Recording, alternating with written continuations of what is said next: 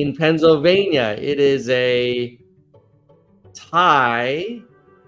If it's Harris-Trump, if you add Oliver and Stein, it's Trump +1. Let's look at the nationals first, and then we'll look at swings. So nationally, we have Harris up by 4 points, or 3.3. How is that 3.3?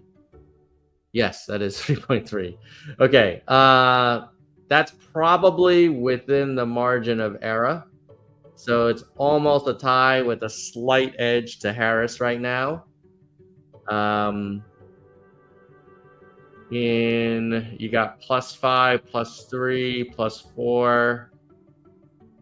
So yeah, these are all looking good for Harris. I mean, it's all blue here, but it's blue by like a single percentage point. So I wouldn't like take this one to the bank. But if you looked at this a month or two ago, it would have been Trump over Biden by 5 points. So we are way better off now than we were before. Now, let's look at battleground states. So, hold on. There's a little filter boy. Here it is. Let's look at Pennsylvania. Oh my God. Yeah, we're ahead, but Jesus. By not much. And I think RFK is going to remove himself from the ballot, and has endorsed Trump. So that's not good for Harris. So that's going to be close. If you live in Pennsylvania and you support Harris, or you just don't want Trump elected, please vote. Michigan. Let's see.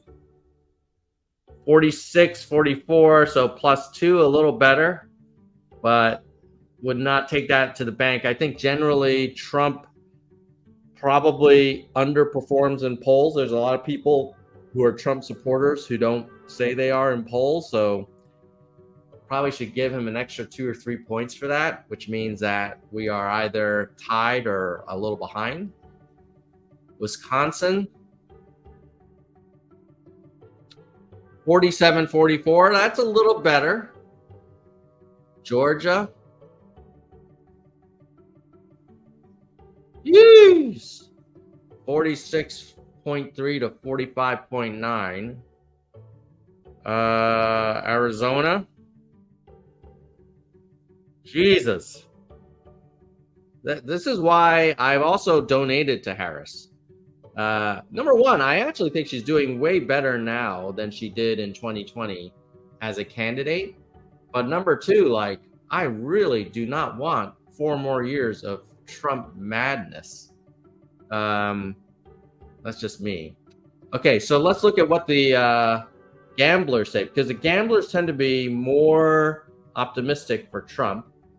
So let's take a look. 49-49. Freaking A. Wow. Yeah, the gamblers basically are clueless.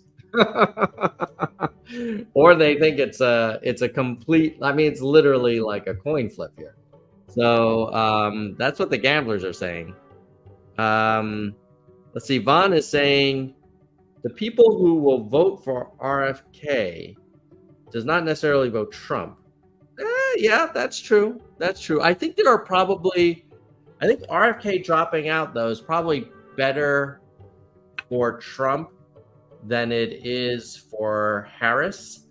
When it was Trump-Biden, I think RFK was taking from both. But as soon as Biden rolled off, a lot of the RFK Democrats, I think, came home because a lot of people were just really uncomfortable with Biden due to his age and kind of energy levels. But yeah, that's kind of a quick summary of the race. It is freaking neck and neck. I mean, I'd rather be Harris than Trump. Harris did a pretty decent interview with CNN yesterday or the day before yesterday. So that's good. The debates should be pretty exciting. So, wow. If you have a minute, please volunteer for the candidate of your choice. They're going to need it.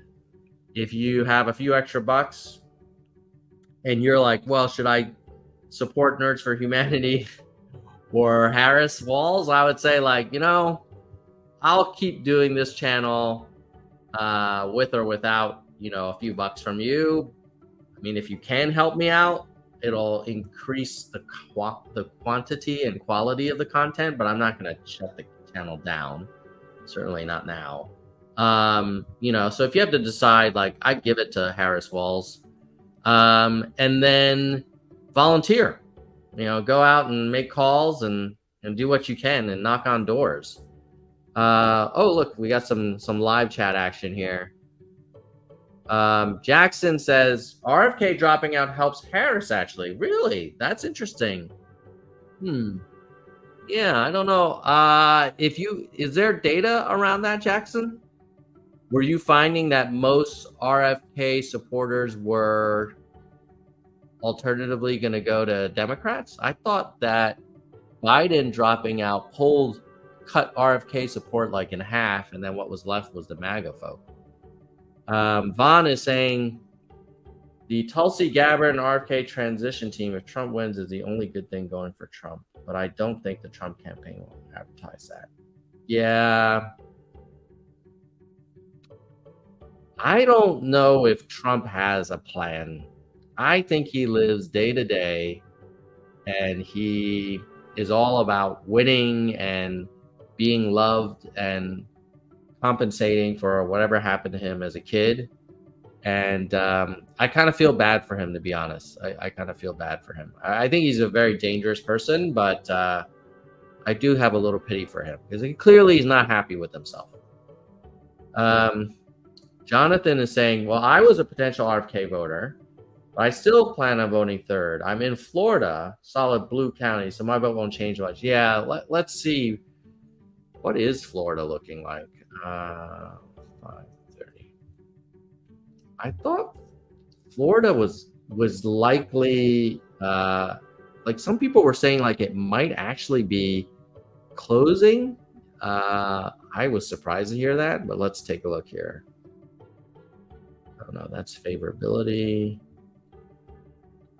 General elections, state, Florida, and then I'll share my screen.